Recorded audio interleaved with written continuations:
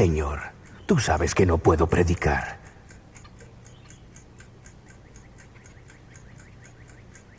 Bueno, si tú me muestras el camino, es decir, si tú envías una invitación para que yo predique, entonces, Señor, iré.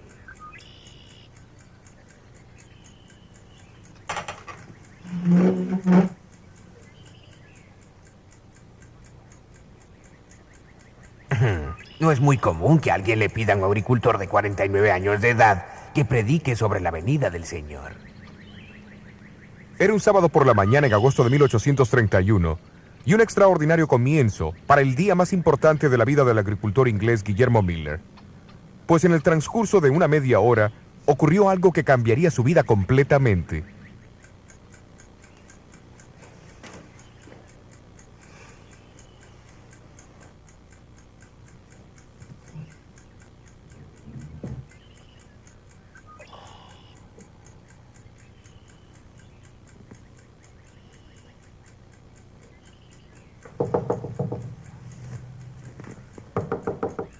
Pase. Sobrino, ¿qué pasa? Tío Guillermo, el pastor de nuestra iglesia no podrá predicar mañana. Papá me mandó que te pida que vengas y nos hables sobre lo que estás estudiando en la Biblia. Sobre las profecías y la segunda venida de Cristo. ¿Vendrás?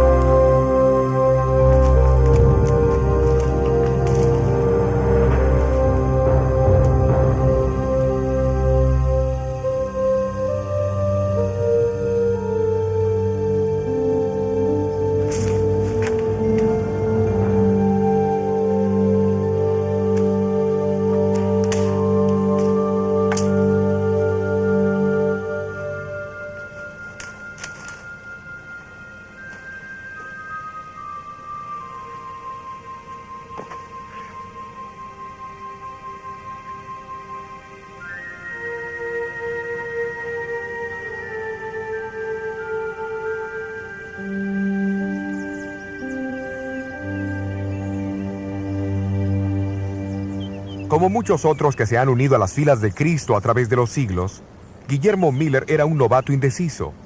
Pero este modesto agricultor de Nueva York llegaría a ejercer una gran influencia en la vida de miles de hombres y mujeres alrededor del mundo. Pues ingresó en el bosque de Arces como un agricultor, pero regresó transformado en un predicador. Sin embargo, la historia de Miller no comienza en el bosque de Arces. Eventos que ocurrieron en la antigua ciudad de Roma tuvieron mucha influencia.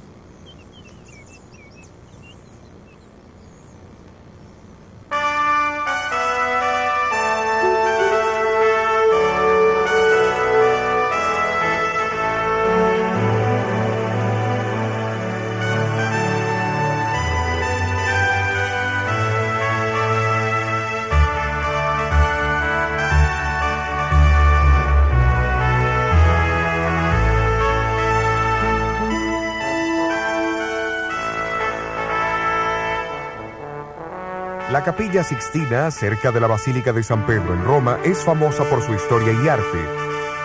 Edificada por el Papa Sixto IV en 1473, es el lugar donde los cardenales de la Iglesia se reúnen para elegir un nuevo Papa. En sus paredes y techos se pueden ver magníficas pinturas de las escenas y personajes del Antiguo y Nuevo Testamento.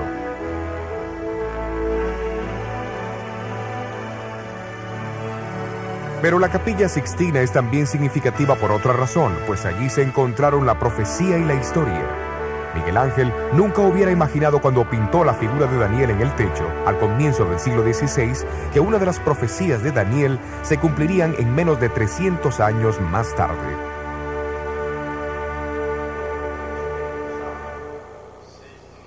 La profecía de Daniel en su capítulo 7 reveló que a la ascensión al poder del cuerno pequeño del cuarto gran imperio de Roma se le opondrían 3 reinos.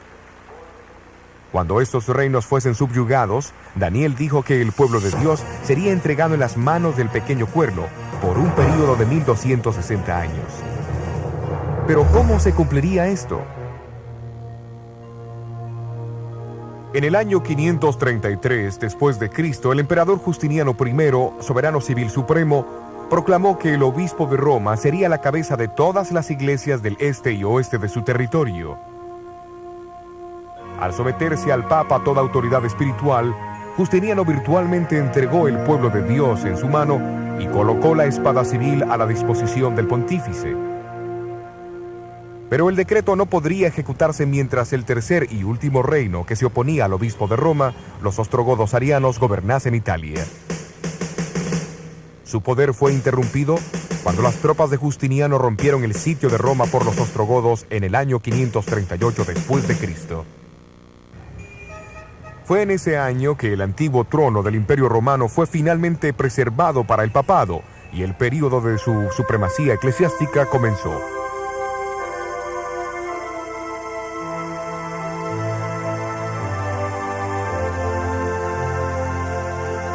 $1270 años después, Napoleón ordenó a su lugarteniente, el general Berthier, que marchara hacia Roma y subyugara la supremacía de su iglesia. En febrero 15 de 1798, el nuevo gobierno republicano fue establecido y sus emblemas y armamentos removidos de la ciudad.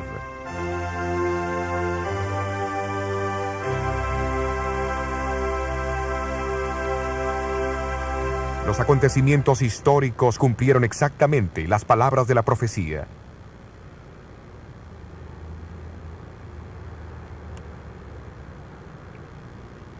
Poco más de 100 años antes, un doctor en divinidades de la Universidad de Oxford había sido el primero en declarar que la profecía de los 1260 años terminaría, como él decía, un poco antes del año 1800.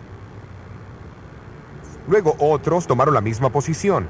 Algunos, como el famoso clérigo, filósofo y científico Joseph Priestley, hasta dijo que Francia sería el instrumento más adecuado para el cumplimiento de esa tarea. Cuando el golpe finalmente cayó sobre Roma en 1798, un coro de voces en Inglaterra, Europa y América atestiguaron el fin de los 1260 años de supremacía papal. A pesar de las diferencias de credo en otros puntos de fe, había una notable unidad en las interpretaciones proféticas básicas, recibidas de los primeros grandes reformadores. Ellos enseñaron acerca de los 4 imperios universales, las divisiones de Roma, el surgimiento del anticristo, el principio del día por año y la proximidad del juicio y la segunda venida de Cristo. Al despertar su interés en tan notable cumplimiento de la profecía, estos estudiantes de la Biblia empezaron a observar detenidamente la profecía más larga en el tiempo de Daniel, descrita en el capítulo 8. La predicción se encuentra en el versículo 14, en respuesta a una pregunta hecha sobre el tiempo que la visión cubría. ¿Cuándo Dios haría algo? Sobre el poder desolador que pisoteaba su santuario y su pueblo. La respuesta es la siguiente. Y él me dijo, hasta 2300 días de tarde y de mañana, y el santuario será purificado. El estudio de este periodo de tiempo ha intrigado a los estudiantes de la Biblia por cientos de años. Eruditos judíos, desde el comienzo del siglo VIII, y eruditos cristianos, desde finales del siglo XIII, han identificado los 2300 días como 2300 años. Pero aunque muchos siguieron estudiando esta profecía, su significado seguía siendo un misterio. No debe sorprendernos, porque en Daniel 8, el ángel Gabriel le dijo a Daniel que el período de 2300 días años no se cumpliría hasta el tiempo del fin. Y en Daniel 12, Dios ordena al profeta a sellar su libro hasta ese mismo tiempo. Evidentemente, el significado de la profecía de los 1300 años no debería entenderse claramente hasta que el tiempo de su cumplimiento estuviese cerca.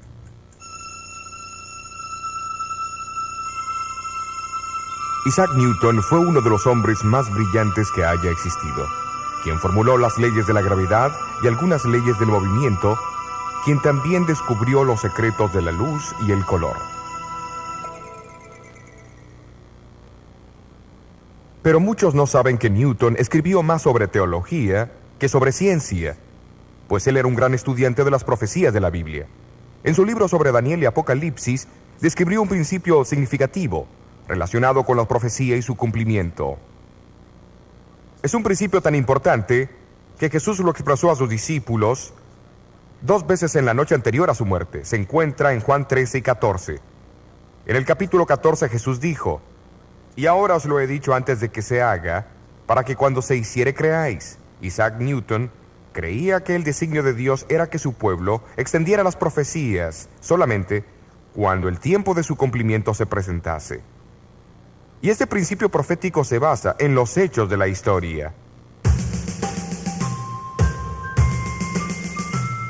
Cuando Roma gobernaba el mundo occidental, un gran grupo de estudiantes contemporáneos de la profecía reconocieron la identidad y el destino del cuarto imperio profético. Cuando Roma empezó a dividirse, otro grupo de personas describieron el temor que tenían del surgimiento del anticristo. Cuando el pequeño cuerno papal reveló el real carácter e identidad, una gran multitud de reformadores atestiguaron del cumplimiento de la profecía en muchos países. El Espíritu Santo explica lo mismo en otros lugares con más claridad, para que no quede ninguna duda a menos que uno sea un ignorante obstinado. Cuando los 1260 años llegaban a su fin, esto también fue proclamado en el Viejo y Nuevo Mundo.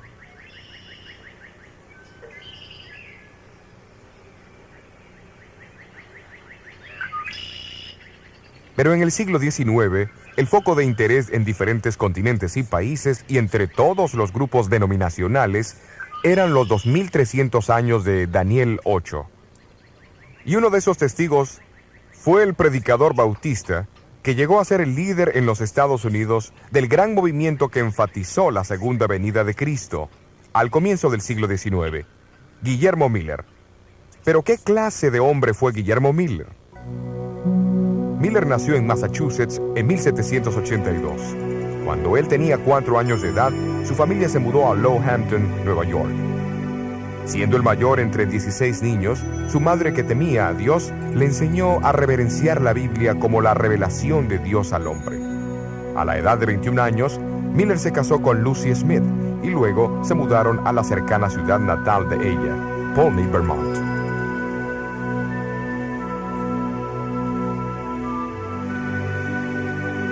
Al separarse de la influencia religiosa de su madre, Miller fue atraído por la filosofía del deísmo, promovida por sus amigos.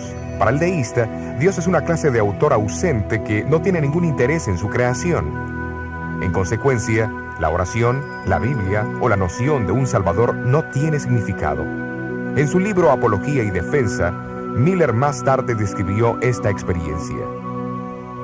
Llegué a la conclusión que la Biblia era de concepción humana y la descarté completamente.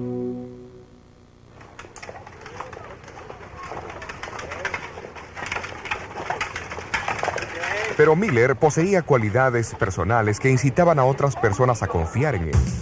Llegó a ser el sheriff asociado y lugarteniente de la Guardia Nacional del estado de Vermont. Durante la Guerra Americana de 1812, fue ascendido a rango de capitán en el ejército de los Estados Unidos.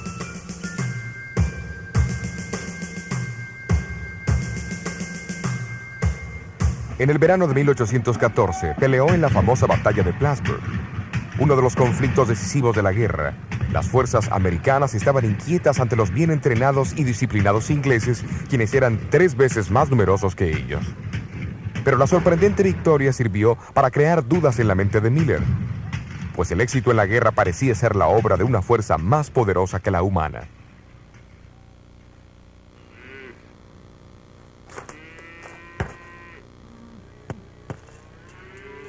En 1815, Miller regresó a Lowhampton y edificó en un terreno de 80 hectáreas esta cómoda casa de 2 pisos cerca de un bosque de arces. Aunque ahora creía en un ser supremo, todavía no creía que Dios había dado alguna revelación por escrito. Sin embargo, un día, al convencerse de su iniquidad, comenzó a preguntarse cómo un ser justo podría salvar a los violadores de su ley. De repente, la personalidad de un Salvador se le impresionó vívidamente. Sintió que podía confiar en la misericordia del mismo. ¿Pero existía ese Salvador?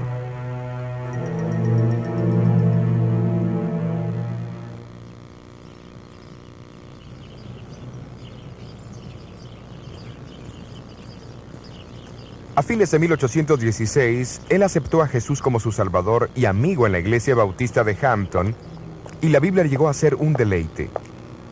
Pero sus amigos deístas fueron ágiles en desafiar su nueva fe en las Escrituras como la revelación de Dios. Dejando de lado todos los libros, excepto la Biblia y la concordancia de Cruden, Miller comenzó con Génesis 1 y prosiguió no más rápido de lo que su entendimiento del significado de cada texto le permitía. Pasó 2 años estudiando la Biblia meticulosamente, una tarea tan cautivante que muchas veces pasaba días y noches enteras en su estudio. ¿Y cuáles fueron algunas de las conclusiones a que llegó en 1818? Estoy completamente seguro que la Biblia se interpreta por sí sola y que es lo suficientemente simple para que todos la entiendan. También estoy convencido que la misma debe leerse literalmente, a no ser que exista una prueba clara que el escritor está usando un lenguaje simbólico. ¿Y las profecías del Viejo Testamento? Reconozco su forma simbólica, pero ellas casi siempre se cumplen literalmente. Tomemos por ejemplo el nacimiento, la muerte y la resurrección de Cristo. Estos fueron acontecimientos literales, pero sus profecías fueron escritas en un lenguaje simbólico y ocurre lo mismo hoy. Las señales de los tiempos y la presente condición del mundo concuerdan con las descripciones proféticas de los últimos días. Estoy convencido que este mundo ha llegado a los límites del tiempo asignado. Cristo Jesús está a punto de regresar en toda su gloria.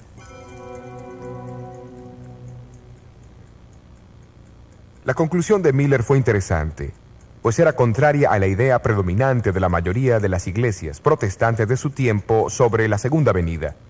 Estos enseñaban que el milenio, o período de 1000 años descrito en Apocalipsis 20, comenzaría con una conversión mundial. Esto llevaría a un reinado milenario de paz y justicia en la tierra. Entonces la segunda venida de Cristo ocurriría al final de los 1000 años. Mientras muchos pensaban que ellos reconocían las señales que indicaban que el milenio se iniciaría al comienzo de los 1800, Miller por su lado estaba convencido de que la venida de Cristo era inminente y que ocurriría al comienzo de los 1000 años.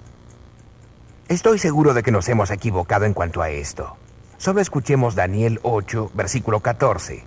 Hasta 2300 días de tarde y mañana y el santuario será purificado. El capítulo indica que los 2300 años comienzan con el decreto de reconstruir Jerusalén en el año 457 a.C. El período termina alrededor del año de 1843. La Biblia parece enseñar que el santuario es la tierra. La purificación debe ser la purificación de fuego en la segunda venida de Cristo. Lo que significa que en unos 25 años el mundo llegará a su fin y Jesús vendrá. De hecho, Miller pasó los próximos 13 años examinando y reexaminando los argumentos a favor y en contra de su creencia. A medida que crecía su convicción, sentía que tenía el deber personal de comunicar al mundo sus conclusiones. Cuando los años de investigación finalmente borraron todo vestigio de duda, el temor de hablar en público se hizo presente.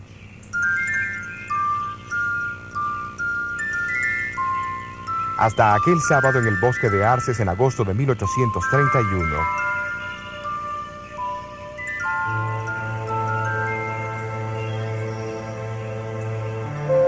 Miller acompañó a su sobrino Irving Guilford a la casa de los Guilford en Dresden. Respetando la falta de confianza de Miller, sus parientes invitaron a los vecinos a su casa en lugar de ir a la pequeña iglesia bautista aquel domingo. El texto que usó en su sermón, Daniel capítulo 7, interpretado de igual manera que los grandes reformadores lo interpretaban, pero con el cumplimiento adicional de los 1260 años en 1798.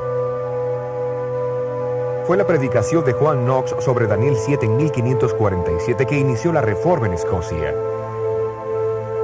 Pero ahora Guillermo Miller avanza un paso más. Él añade una interpretación de los capítulos 8 y 9 de Daniel para iniciar el gran movimiento del advenimiento en el Nuevo Mundo.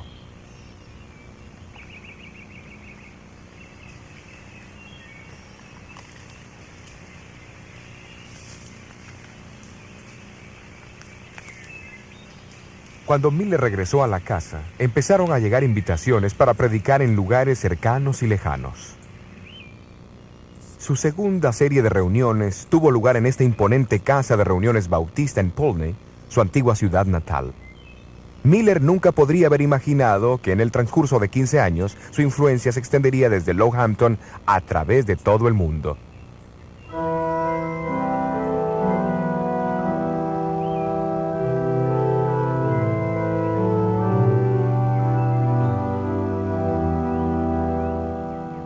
Aunque Miller había llegado a sus conclusiones por el estudio personal de las Escrituras, sus opiniones no eran del todo nuevas. Antes que él publicara este libro de disertaciones en 1836, ya habían otros 75 dispersos por los 4 continentes, que anticiparon sus descubrimientos. A pesar de sus diferencias culturales y denominacionales, ellos concordaban esencialmente que los 2300 años se cumplirían durante la década de 1840. O sea que la advertencia del juicio venidero y el pronto regreso de Jesús se dio tanto en el viejo como en el nuevo mundo.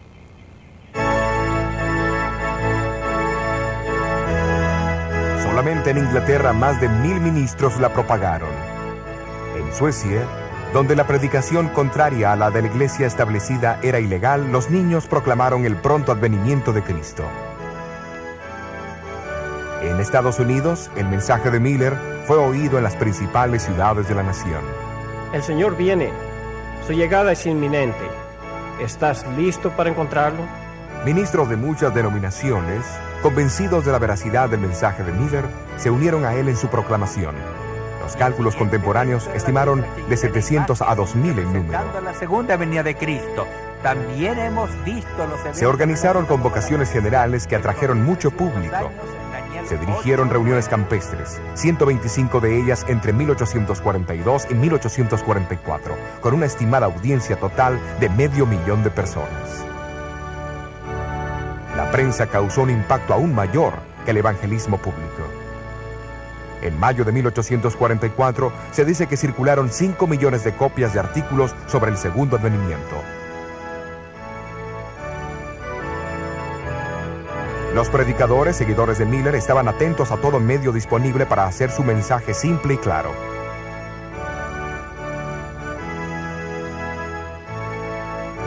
Este cuadro, con sus fotos y figuras, claramente se enfocaba en el año climático de 1843, la fecha aguardada por la venida del Señor.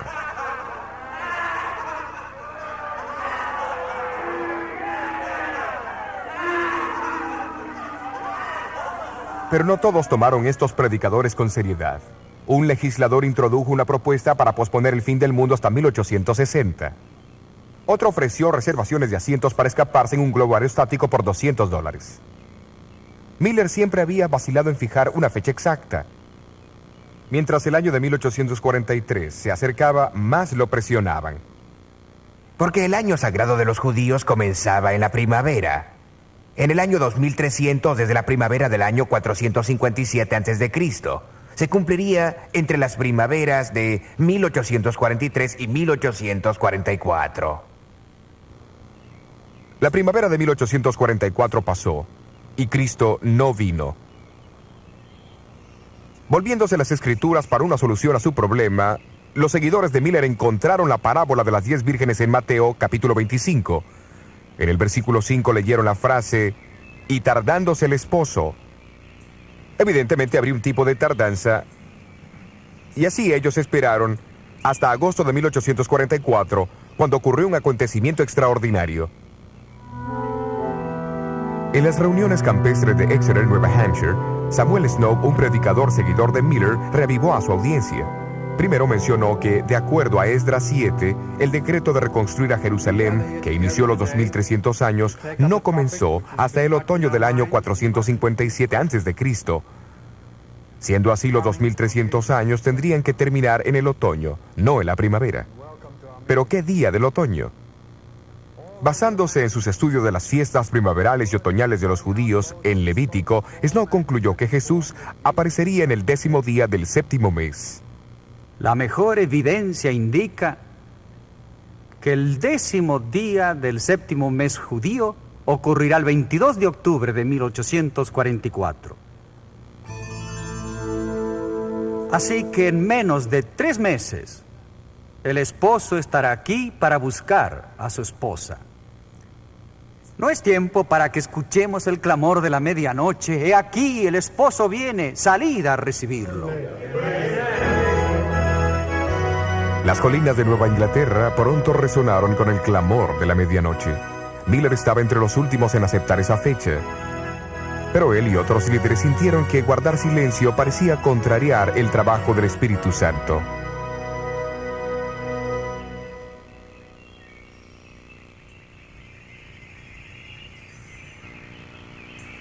Mientras los días pasaban, muchos fueron bautizados. Los creyentes cerraron sus comercios, dejaron sus trabajos, confesaron sus faltas y pasaron horas enteras orando. Finalmente el cubrimiento excesivo de la prensa cesó. La gran tienda de campaña fue desarmada y guardada por última vez, y los líderes regresaron a sus casas para estar con sus familias.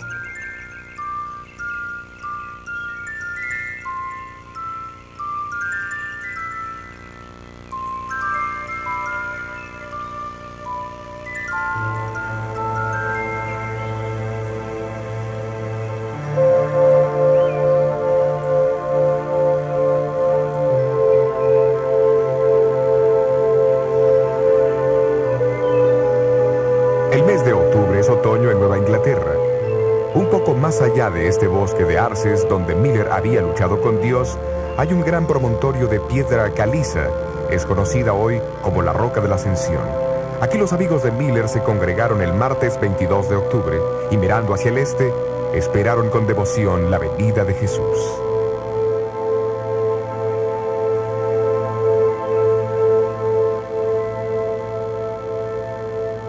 Por todo el país, decenas de miles de adventistas, como se le llamaban ahora los seguidores de Miller, se reunieron en iglesias, tiendas y hogares.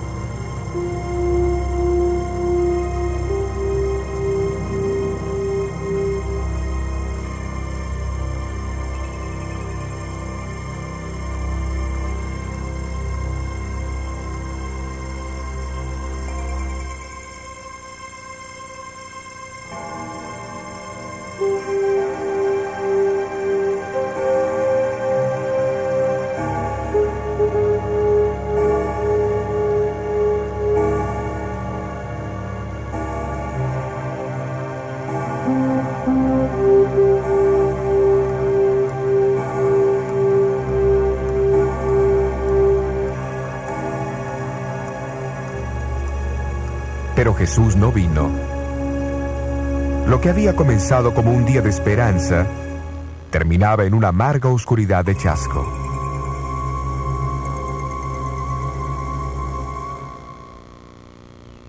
En los días y semanas que siguieron, la humillación, la confusión y la duda amenazaron sumergirlos.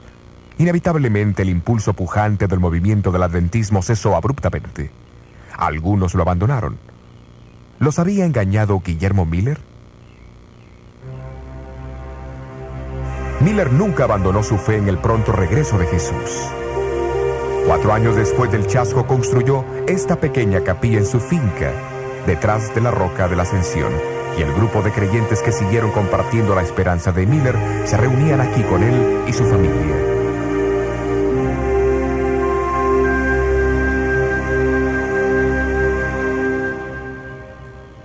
Miller estaba en lo cierto al enseñar que Jesús vendrá otra vez. El Nuevo Testamento se refiere a esto más de 300 veces. Estaba en lo cierto al decirle a la gente que se preparara para el regreso de Jesús.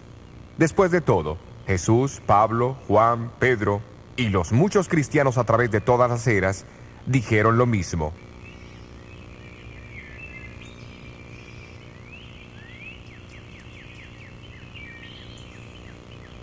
Miller estaba en lo cierto al enfocarse más en Jesús que en una fecha. Y él estaba en lo cierto al declarar que los 2300 días son 2300 años, pues al establecer este principio día por año, se alineó con muchos estudiosos eminentes de la Biblia de 2000 años atrás. Y al proclamar que los 2300 años se extenderían a la década de 1840, Miller fue solamente uno entre miles de estudiantes contemporáneos de la Biblia que creían lo mismo. Entonces, ¿qué pasó?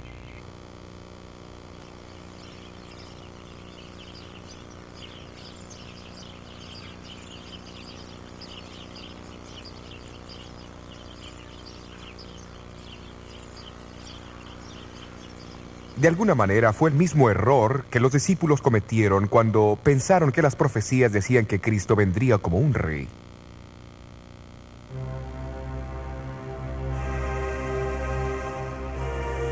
No fue un error de una persona irracional o los cálculos insensatos de un fanático, sino que fue un honesto malentendido del significado de la frase del Antiguo Testamento, donde menciona la purificación del santuario. Pero ¿por qué Dios permitió que el hombre, que él había llamado inequívocamente para un propósito, cometiera tremendo error? Tal vez nunca sepamos la respuesta completa a esta pregunta. Pero recordemos que en aquel tiempo, muchos cristianos creían en una conversión mundial que culminaría con el regreso de Jesús al fin de los 1000 años. Tal vez Dios en su amor estaba enviando un mensaje al mundo de una manera alarmante para advertirle de los crecientes problemas y maldades que padecerían al inminente retorno de su Hijo, antes de los 1000 años. Miller estaba en lo cierto sobre el cálculo de la profecía de los 2300 años de Daniel. Algo ocurriría al final de los 2300 años. La purificación del santuario. Tal evento demandaba una amplia publicidad y la más grande atención posible. Pero lo que significaba ese evento y el propósito que tenía era para otros descubrirlo.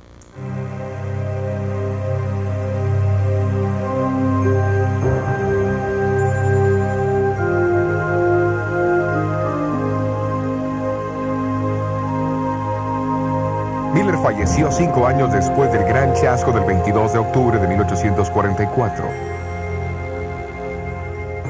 Poco antes de morir, Miller escribió esta carta inconclusa. Apreciado hermano, no puedo contenerme de escribir una palabra o dos aunque no pueda ver. Todo marcha bien. El esposo viene, no hay duda. El rey debe venir. Levanten sus cabezas, muestren regocijo, no sean creyentes infieles. Pronto veremos al que hemos buscado y esperado.